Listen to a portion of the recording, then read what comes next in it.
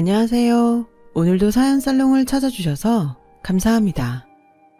수원에 사는 40대 여성이에요. 부모와 자식으로 만나려면 600생의 인연이 있어야 한대요. 한마디로 오랜 시간 이어진 엄청난 관계라는 얘기인 거죠. 저희 부부에게는 배 아파 낳은 딸과 가슴으로 낳은 아들이 하나 있어요. 그렇다고 피 한 방울 섞이지 않은 아이를 입양해 키우는 건 아니에요. 혈연관계임은 틀림없으니까요. 밖에서 낳아온 자식도 아니에요. 사실 제 아들은 남편의 조카거든요. 처음엔 어쩔 수 없는 상황에 잠시 맡겨뒀는데 인연이 되려고 그랬는지 결국 남편 호적에 넣게 되었네요. 제 남편에겐 여동생이 하나 있었어요. 저와는 고등학교 동창으로 절친까지는 아니었지만 휴대폰에 전화번호를 저장해둘 정도의 사이였어요. 제가 고등학교 2학년 초에 의정부로 이사를 가는 바람에 중간에 연락이 끊기긴 했었지만 종종 싸이월드와 아이러브 스쿨을 통해 근황은 알고 지낸 사이였죠. 그러다 헤어진 지 10여 년 만에 다시 만나게 되었어요. 다름 아닌 오빠의 여친과 남자친구의 여동생 사이로 말이에요. 남편의 소개로 그 자리에 나갈 때만 해도 고등학교 동창을 다시 만나게 될 줄은 몰랐어요. 대한민국 대부분의 오빠들이 그렇듯 제 남편도 평소에 자기 여동생에 대해 시시콜콜한 것까지 말하진 않았거든요. 그저 여동생이 하나 있다는 정도만 알고 있을 뿐이었죠. 친구와 저는 얼굴을 본 순간 바로 서로를 알아봤어요. 친구도 저도 학창시절에 딱히 안 좋은 관계가 아니었기에 반가움이 앞섰죠. 간단한 근황을 나누고는 이내 현재의 관계에 집중하게 되었어요. 미래의 올케와 시누이 사이로 말이죠. 친구는 까탈스러운 성격이 아니라서 자기 오빠를 앞세워 시누이 노릇을 하려거나 하진 않았어요. 정확히 말하자면 오빠의 연애에 그다지 관심이 없는 듯 보였죠.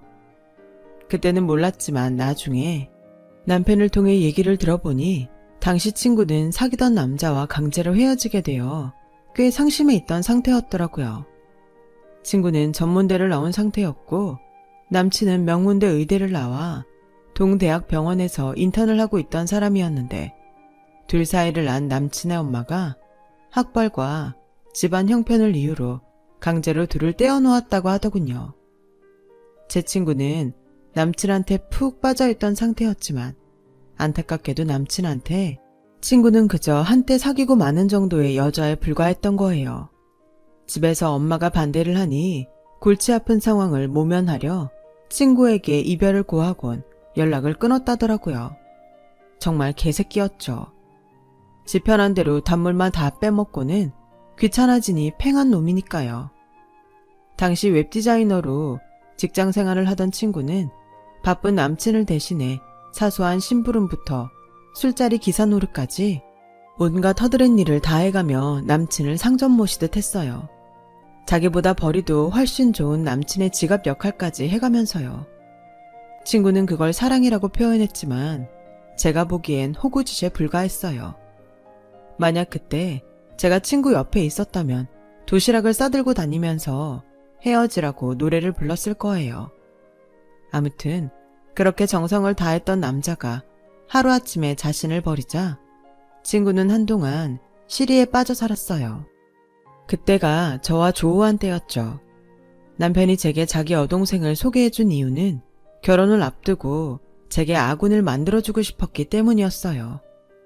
여동생과의 자리를 만든 남편은 얼마 뒤 저를 자기 집으로 데려가 시어머니께 소개했어요. 그 당시 저희 부모님은 두 분 다 직장에 다니고 있었고 오빠와 저 역시 각자 직업이 있어서 온 가족의 벌이를 합하면 어려운 형편은 아니었어요. 중산층 정도였다고 할까요? 반면 시댁의 상황은 3년 전 아버님이 돌아가신 뒤로 가족 중 돈벌이를 하는 사람은 제 남편과 시누이 뿐이었어요. 시어머니는 늘 바쁘게 다니셨지만 아들과 딸한테 생활비를 받아 살고 있었으니 돈벌이를 하는 사람은 아니었던 거죠. 그러니 두 집안을 굳이 비교해보자면 경제적인 상황으로는 저희 집이 더 나은 편에 속했어요. 그렇다고 시댁 살림이 어려웠던 건 아니에요. 자가로 30평대 아파트에 살고 있었고 아버님이 돌아가시기 전에 벌어놓은 돈도 꽤 있다고 남편이 그러더라고요. 혹시나 홀어머니를 부담스러워할까봐 남편은 결혼 전에 시댁 재정에 대해 미리 말해주었거든요. 홀어머니의 여동생을 둔 장남한테 시집 오는 여자라면 당연히 그 부분이 중요할 거라고 하면서요. 사실 대놓고 물어볼 수 없어서 내심 고민을 하고 있었는데 남편이 알아서 먼저 얘기를 꺼내주니 고맙더군요.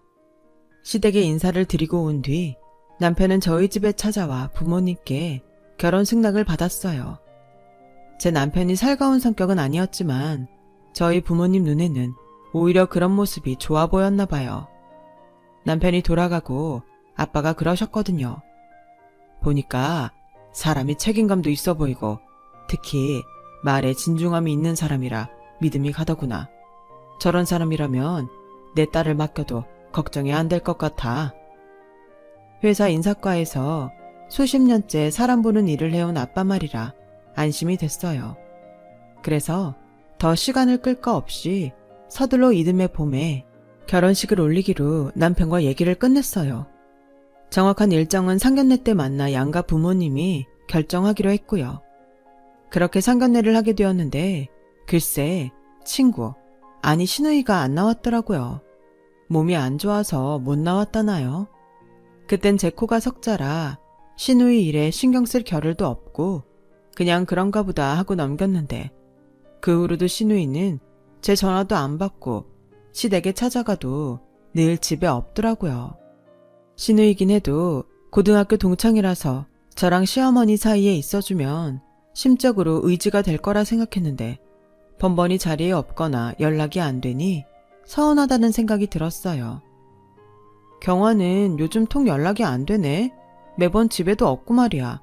혹시 경화한테 무슨 일 있어? 일은 무슨 일? 회사 일이 바쁘다던데 그래서 그럴걸? 나도 요즘 얼굴 보기 힘들어. 뭔가를 숨기는 것 같기는 했지만 그때 남편도 저도 신경 쓸 게 한두 가지가 아니라서 시누이 일은 접어두기로 했어요. 그렇게 결혼식 당일이 됐는데 뭐야? 경화는 오늘도 안 와? 회사 일이 좀 바쁘다더라고. 일 때문에 그렇다니까 이해해줘. 아무리 그래도 그렇지. 그 회사 일은 자기가 혼자 다 한대? 오빠 결혼식에도 못 올 정도로 바쁠 일이 뭐냐고. 기집애 그렇게 안 봤는데 좀 그렇다. 아무리 바빠도 그렇지. 전화 한 통도 못 할 정도로 바쁘대? 서운한 마음에 투덜대는 저를 보자 남편은 더는 안 되겠다는 듯 솔직히 고백을 하더라고요. 사실 경화 집을 나간 지 좀 됐어. 회사도 그만뒀더라고. 엄마한테 잘 있으니까 걱정 말라고 머리 좀 식히고 돌아가겠다고 문자는 했던 모양인데 뭔 일이 있는지 내가 아무리 전화를 해도 안 받아. 남자친구랑 헤어지고 한동안 정신을 못 차리더니 아직도 힘든가 봐. 그런 애한테 내 결혼식 오라고 닥달하는 것도 좀 그렇고 해서 일단 지가 먼저 연락할 때까지 기다려볼 생각이야. 말 못해서 미안해. 남편 말을 듣고 보니 저도 더 할 말이 없더라고요. 저야 한 달이 건너지만 피부치인 남편은 마음고생이 심했을 테니까요. 그렇게 시누이 없이 저희 결혼식은 끝이 났고 신혼집에서 우리 둘만의 신혼생활이 시작됐어요. 생각 같아선 드라마나 영화에 나오는 것처럼 꿀 떨어지는 달콤한 일상을 보내고 싶었지만 실상은 반대였어요. 남편도 저도 결혼 때문에 회사를 오래 비운 탓에 밀린 업무가 많았거든요. 그걸 처리하느라 우리 부부는 오히려 결혼 전보다 얼굴 보기 힘들 정도로 눈코 뜰 새 없이 바쁘게 지냈어요. 그렇게 폭풍처럼 밀린 업무를 끝내고 조금씩 생활의 여유가 생기기 시작할 무렵 엄청난 일이 터지고 말았어요. 남편이 업체를 통해 사라진 시누이를 찾았는데 글쎄 가족한테도 말 않고 몰래 숨어서 애를 낳았더라고요. 얘기를 들어보니 남친과 헤어진 뒤 임신 사실을 알았다나 봐요. 가족들한테 알리면 당연히 애를 지으라고 할 것 같아 숨겼던 거죠. 그리고 남친한테 연락을 했는데 이미 휴대폰 번호도 바꾸고 병원으로 찾아가도 만나주지 않더래요. 그래도 만날 방법은 병원에 찾아가는 것뿐이라서 몇 날 며칠을 병원 로비에 앉아 죽치고 있었더니 남친 엄마가 어떻게 알았는지 연락을 했더래요. 너 한 번만 더 내 아들 병원에 찾아오면 스토커로 경찰에 신고할 테니 그런 줄 알아. 만나서 꼭 해야 할 말이 있다고 했더니 자기한테 말하면 전해주겠다고 하길래 임신 사실을 알렸더니 당황하더니 당장 만나자고 그러더래요. 그렇게 약속 장소에 나간 신우이는 남친 엄마 손에 끌려 병원에 가게 됐고 임신 진단을 확인한 남친 엄마는 중절 수술을 하라고 하더래요. 이미 헤어진 마당에 네가 애가 졌다고 상황을 돌이킬 수는 없고 딱 잘라 얘기하마. 돈을 달라면 주고 사과를 하라면 하마. 하지만 내 아들 인생은 절대 너한테 줄 수가 없어. 내가 어떻게 키운 아들인데. 내 아들을 아껴주는 네 마음은 고맙다. 같은 여자로서 진심으로 하는 말이야. 하지만 뱃속에 있는 나 하면 안 돼. 우리 애 얼마 전에 선본 여자랑 이미 결혼 날짜까지 잡은 참이거든. 그런데 이제와 뭘 어쩌겠니. 네가 정말 내 아들을 사랑했다면 제발 내 아들 좀 놔주렴. 내가 수술비에 위조료까지 해서 줄 테니까 이거 받고 애 지워. 응? 신우이는 자신과 뱃속의 아이마저 부정하는 남친의 엄마 앞에서 더는 어쩔 수 없었어요. 남친 엄마가 나가고도 한참을 혼자 카페에 앉아 생각했대요. 그 돈으로 아무도 몰래 혼자 아이를 낳아서 키우겠다고 말이죠. 그리고 며칠 뒤 회사에 사표를 내고 잠적을 해버린 거예요. 다행히 지인들의 도움으로 재택근무를 하며 생계를 유지할 수 있었고 아이까지 낳게 된 거예요. 사랑했던 사람한테 배신당하고 가족과도 등진 채 혼자 일과 육아를 감당해야 했던 신우이는 엎친 데 덮친 격으로 산후 우울증에 시달리게 됐고 더는 육아를 감당할 수 없는 상황에 이르러서 집으로 돌아온 거였죠. 집에 돌아온 뒤로는 육아도 팽개친 채 정신 나간 사람처럼 방에만 처박혀 지내게 되었고 그러다 생을 마감하고 말았어요. 젖먹이 아이를 남겨둔 채 말이죠. 갑작스런 여동생의 죽음에 남편은 큰 충격을 받았어요. 자신이 동생을 돌보지 못했다는 죄책감으로 힘들어하더군요. 그동안 딸을 대신해 육아를 맡아온 시어머니도 딸을 잃은 충격에 식음을 전폐하고 자리에 누웠고 결국 아이를 돌볼 사람은 저밖엔 없었어요.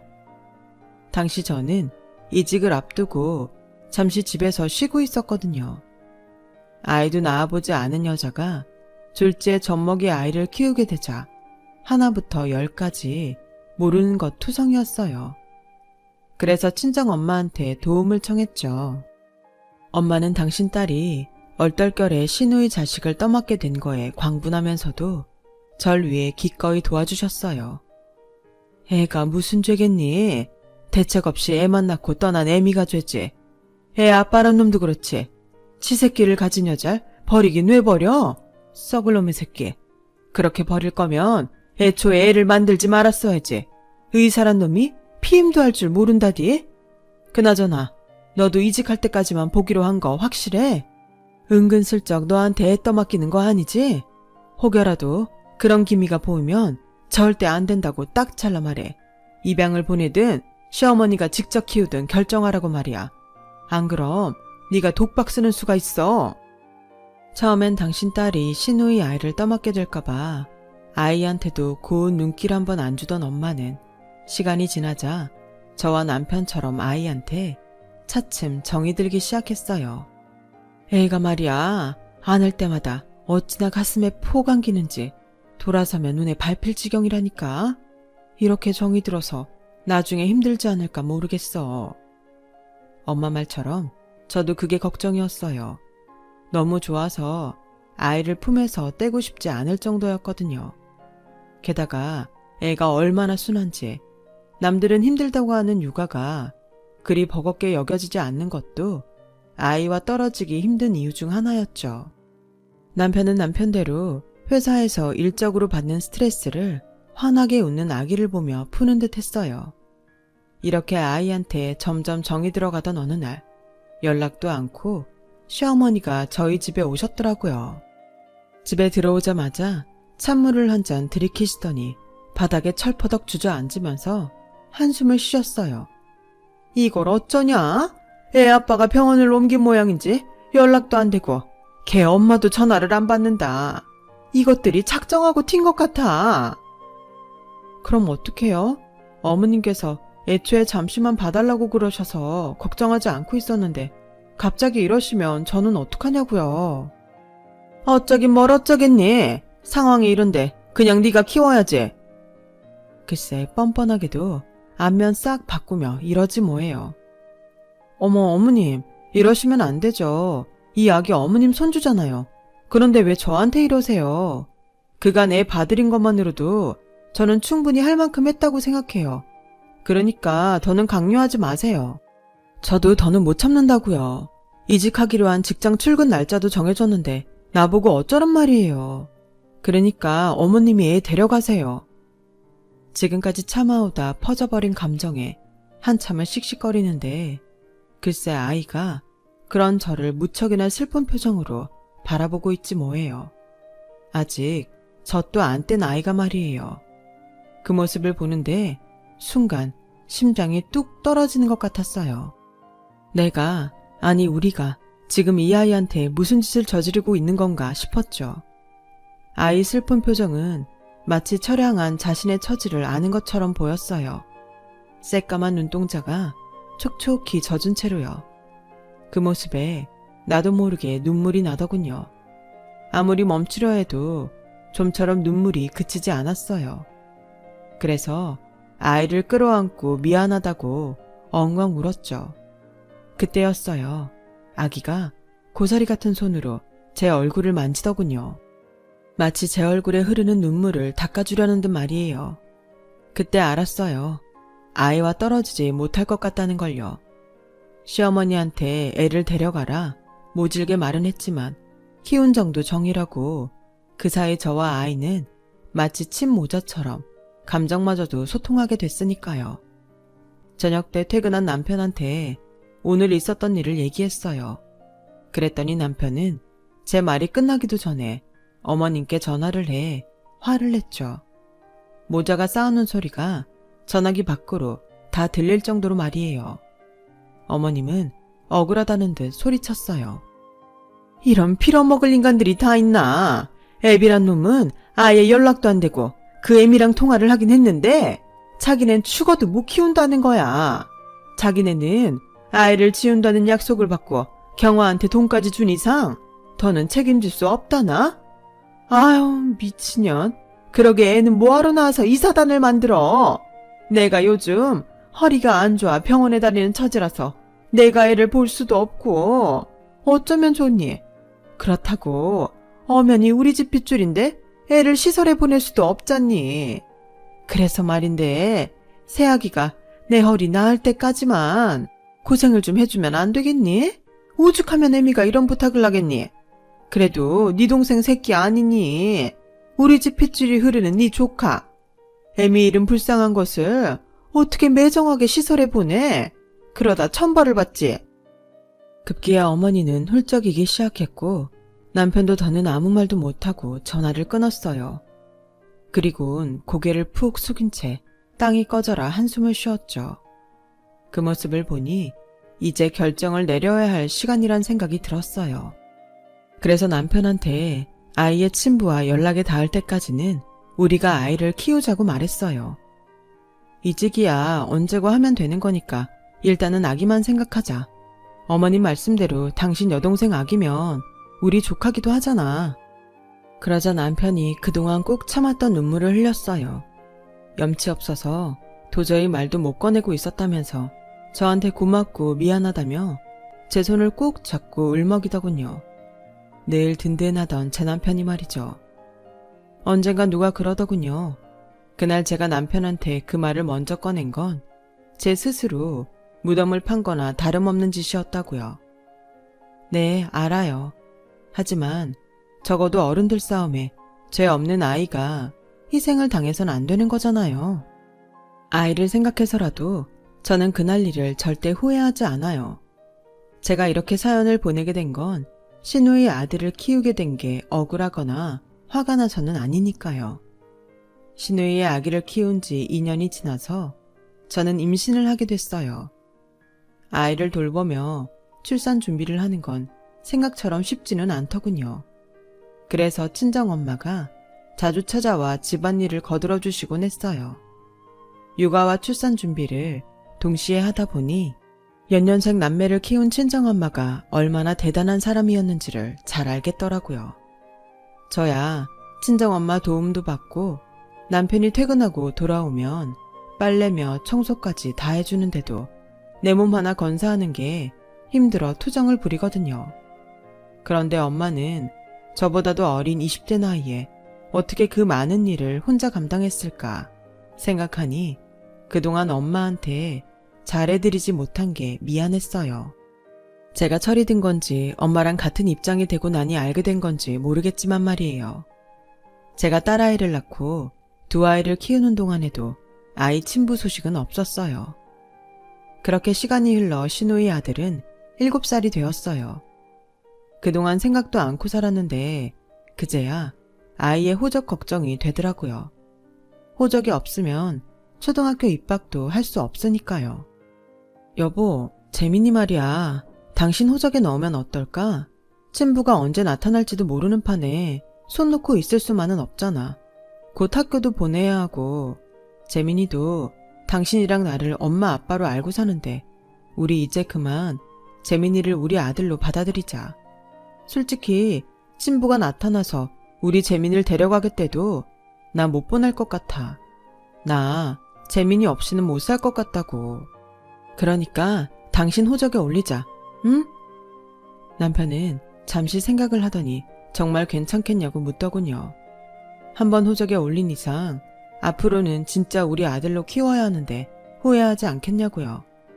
그래서 그런 걱정은 하지 말라고 확실히 얘기했어요. 그렇게 우리 집에 들어온 지 7년이 지나서야 신우의 아들은 온전한 저희 아들이 되었어요. 호적 정리까지 마치고 나니 그동안 제 가슴을 누르고 있던 답답함이 순식간에 사라지는 것 같더군요. 재민이와 제 딸은 여느 집 남매처럼 투덕거리기도 하고 세상 둘도 없는 남매처럼 다정하기도 해서 뒤늦게 서류상 아이들이 친남매가 됐다는 건 아무 의미가 없었어요. 그저 문서상의 확인일 뿐인 거였죠. 그렇게 아이들은 재민이의 초등학교 입학을 시작으로 둘 다 초등학생이 되었어요. 고작 10살밖에 안 된 재민이는 그래도 지가 오빠라고 학교가 끝나면 학교 보원관실에서 동생을 기다렸다가 손잡고 집에 데려오곤 했어요. 아들 덕분에 얼마나 든든한지 몰라요. 그렇게 남부럽지 않은 가정을 꾸리고 살던 어느 날 아이들을 학교에 데려다주고 막 세탁기를 돌리려는데 낯선 여자가 저희 집 배를 눌렀어요. 누구냐는 물음에 남편 아이 때문에 왔다고 하더군요. 순간 몸이 바들바들 떨리고 심장이 터질 듯이 빨리 뛰었어요. 혹여 아파트 주민들이 볼세라 재빨리 아파트 로비 문을 열어주었어요. 그리곤 엘리베이터 앞에 기다리고 섰다가 얼른 여자를 집으로 데리고 들어왔죠. 값비싼 옷차림의 여자는 집안 곳곳에 걸린 재민이 사진을 훑어봤어요. 애가 아빠를 많이 닮았네요. 그 여자 말 맞다나 남편이 보면 환장하겠는데요. 단도직입적으로 말하죠. 그쪽 시어머니, 더는 허튼 짓 못하게 당신이 말리세요. 그쪽 내외는 모르고 살았겠지만 지난 10년 동안 당신 시어머니가 나한테 매달 애 양육비를 뜯어갔어요. 몇 년 전엔 초등학교 입학을 한다고 입학 축하금까지 받아갔고요. 몰랐죠? 내 남편한텐 아이가 있다는 사실을 비밀로 해주겠다는 게 조건이었는데 이 늙은 여우가 내가 불임이란 사실을 알고는 돈 욕심을 내더라고요. 솔직히 지금 내 상황이 좀 그렇거든요. 애 못 낳는 며느리를 시댁에선 반가워할 리가 없잖아요.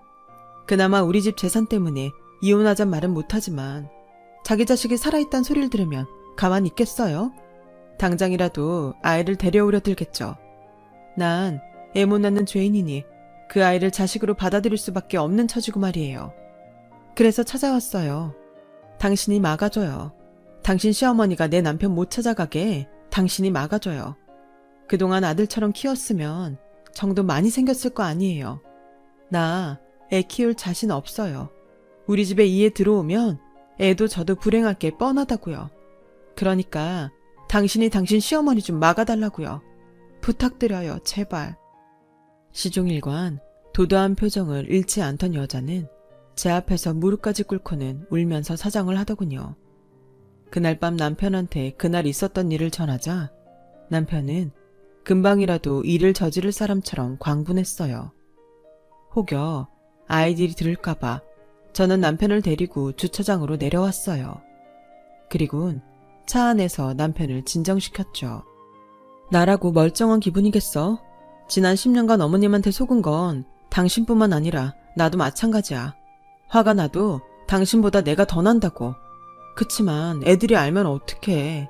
우리 재민이가 이 사실을 알면 얼마나 상처를 받겠어. 다른 사람도 아니고 지 할머니가 자기를 돈벌이 수단으로 사용했다는데 말이야. 일단 이 일은 나한테 맡겨줘. 대신 한 가지만 약속해. 나 다시는 당신 엄마 안 볼 거야. 내 애들한테도 이제부터는 친할머니는 없는 거야. 당신의 어머님을 만나는 것까지는 안 말려. 대신 우리 눈에 안 보이는 곳에서 봐. 약속할 수 있겠어? 남편은 붉어진 눈시울로 화를 누르며 그러겠다고 약속했어요. 남편을 집으로 올려보낸 뒤 저는 차를 끌고 시댁으로 향했어요. 주택가에 위치한 시댁 대문 앞엔 낯선 차들이 질비하더군요. 시간이 늦었는데도 집안에 불이 환하게 켜져 있었어요. 막 차에서 내리려는데 집안에서 낯선 사람 너댓이 주변을 살피며 나왔어요. 그리곤 집 앞에 세워둔 차를 각자 나눠 타고 가버리더군요. 그 모습이 하도 불길해서 저는 휴대폰 동영상으로 찍어두었죠. 그리곤 시댁으로 들어갔는데 온 집안에 담배 연기가 가득했어요. 그리곤 집안 곳곳엔 배달 음식을 시켜 먹은 흔적들이 질비했죠. 그리고 바닥엔 도박판을 버렸던 흔적이 그대로 남아 있었어요. 마침 화장실에서 나오던 시어머니는 거실에 서 있는 저를 보시곤 화들짝 놀라며 말을 더듬더군요. 아, 동네 여자들이랑 재미로 화투 몇 판 쳤어. 점 10짜리 놀이지 뭐. 근데 이 시간에 네가 여긴 웬일이니? 왜? 집에 무슨 일 있었어? 어머님은 마치 무슨 일이 있는 걸 아시는 것 같네요. 왜? 네 집에 찾아왔던 그녀니? 그 여자가 뭐라 했는지 모르겠지만 다 거짓말이다. 그 여자 정신이 이상한 여자야. 그러니까 그 여자 말 말고 내 말 들어. 무슨 말을 했는 줄 알고 그 여자 말을 믿지 말라는 거예요? 어머님이 죽은 딸 손주 팔아서 10년 넘게 돈벌이 한 거요? 아들 며느리 다 속이고 자기 손주 키우라고 떠넘긴 거요. 도대체 뭘 믿지 말라는 거예요? 그동안 손주 판 돈 받아서 노름판에 쏟아 부으셨어요? 재미라고요? 당신은 아이 인생을 가지고 재미로 도박을 벌였냐고요. 당신은 인간도 아니야. 개도 안 건드릴 더러운 쓰레기라고. 그래놓고 이제 와서 손주 팔아 한몫 단단히 챙기겠다고? 누구 맘대로. 당신이 무슨 짓을 하든 뭘 원하든 당신 뜻대로는 절대 안 될 거야. 우리 재민이는 처음부터 당신 손주도 아니었고 앞으로도 그럴 테니까 내 아들 팔아서 돈 벌 생각 다시는 하지 마. 그랬다간 내가 지구 끝까지라도 쫓아가 당신 물어 뜯어버릴 테니까. 그리고 당신이 지은 죄는 당신 스스로 달게 받아. 그때였어요. 밖에서 경찰차 사이렌 소리가 요란하게 들렸어요. 그러자 시어머니는 미친 듯이 화투장을 쓸어담기 시작하더군요. 그때 마침 달려들어온 경찰들이 그런 시어머니를 붙잡았어요. 그러자 시어머니는 남의 가정집에서 왜 이러냐고 소리를 쳤어요. 경찰이면 다야? 왜 야심한 밤에 남의 집에 들어와선 선량한 시민을 괴롭혀? 나 당신을 고소할 거야. 마음대로 하세요. 오늘 이 집에서 도박판 벌인 일당들도 이미 다 체포했으니까 서해에 가서 따지라고요. 그리고 누가 선량한 시민이에요? 주택가에서 불법으로 하우스 차려놓고 수억 대 도박판을 벌인 사람이. 선량한 시민은 아주머니 며느님이죠. 도박꾼들 얼굴이랑 차량 번호까지 선명히 나온 영상을 보내주신 덕분에 모두 체포할 수 있었으니까요. 시어머니는 어떻게 이럴 수가 있냐며 제게 소리를 질러댔어요. 제가 그랬잖아요. 당신이 지은 죄는 당신이 책임지라고요. 앞으로도 우리 집 근처에 얼씨만 했다간 봐요. 평생 교도소에서 콩밥 먹고 살게 될 줄 아세요. 시어머니는 그동안 불법 하우스를 운영하며 도박판을 벌여온 사실이 모두 밝혀져 실형을 받게 되었어요.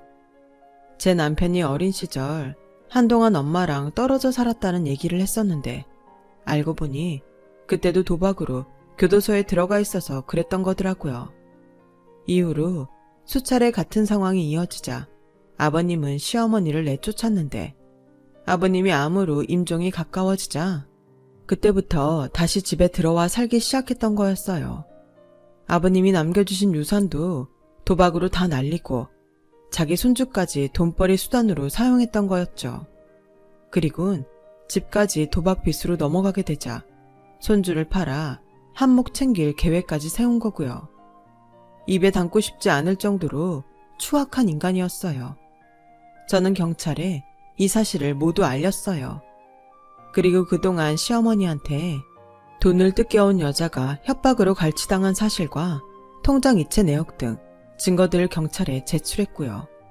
정황과 증인, 증거까지 모두 갖춰서 결국 시어머니는 실형을 받게 되었죠. 거기다 우리 재민이한테 접근할 수 없도록 접근 금지 명령까지 떨어졌고요. 도박에 미쳐 혈육도 돈벌이 수단으로 이용해 먹은 시어머니의 말로는 이렇게 비참한 결말을 맞았어요. 비온 뒤 땅이 굳는다고 비록 힘겨운 시련을 겪었지만 여전히 우리 가족은 사랑과 믿음으로 오늘 하루도 굳세게 살아가고 있답니다. 가족의 힘으로 말이죠. 지금까지 제 사연을 들어주신 여러분께 감사드려요. 소중한 가족과 항상 건강하고 즐거운 하루하루 보내시길 바랍니다. 여러분, 사연 댓글에 응원과 현명한 조언 부탁드려요. 좋아요와 구독은 저에게 큰 힘이 됩니다. 오늘도 좋은 일 가득하세요.